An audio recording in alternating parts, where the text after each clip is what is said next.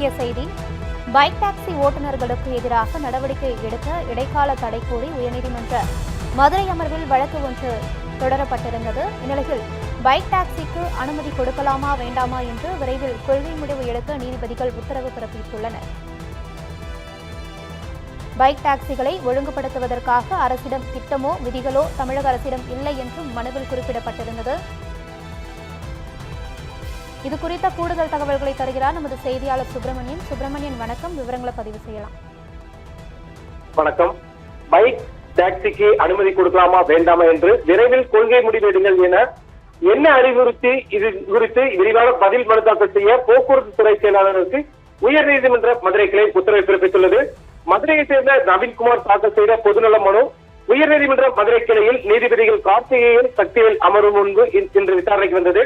மனுவில் தமிழகத்தில் ரேபிடோ, ஓலோ, உபர் உள்ளிட்ட டிஜிட்டல் தளங்கள் மூலம் பைக் டாக்ஸி சேவைகள் அதிகரித்து வருவதாகவும் இந்த சேவைகள் பொதுமக்களுக்கு பயனளித்தாலும் அவற்றை ஒழுங்குபடுத்துவதற்கான தனித்துவமான விதிமுறைகள் மற்றும் அரசின் கொள்கை இதுவரை இல்லை எனவும் தெரிவிக்கப்பட்டது.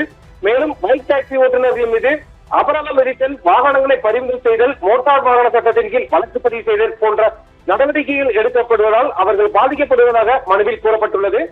எனவே பைக் டாக்ஸி சேவையை சட்டப்பூர்வமாக ஒழுங்குபடுத்தவும் விதிகளை உருவாக்கவும் உரிய உரிமம் வழங்கும் நடைமுறை அமல்படுத்தவும் உத்தரவிட வேண்டும் என்றும் அதுவரை பைக் டாக்ஸி ஓட்டுநர்களுக்கு எதிராக நடவடிக்கை எடுக்க இடைக்கால தடை விதிக்க கோரி வேண்டும் என்று கோரப்பட்டது.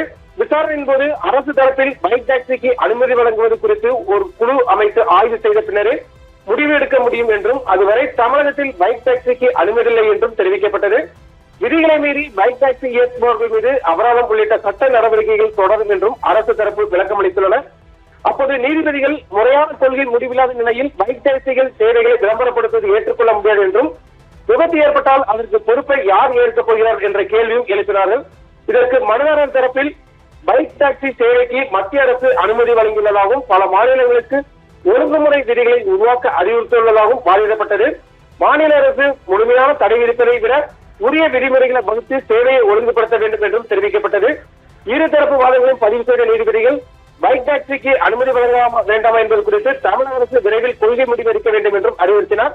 மேலும் இது தொடர்பான விரிவான பதில் மனுவை தாக்கல் செய்ய போக்குவரத்து துறை செயலாளருக்கு உத்தரவிட்டு வழக்கின் விசாரணையை ஒத்திவைத்தனர். விவரங்களுக்கு நன்றி சுப்பிரமணியன்.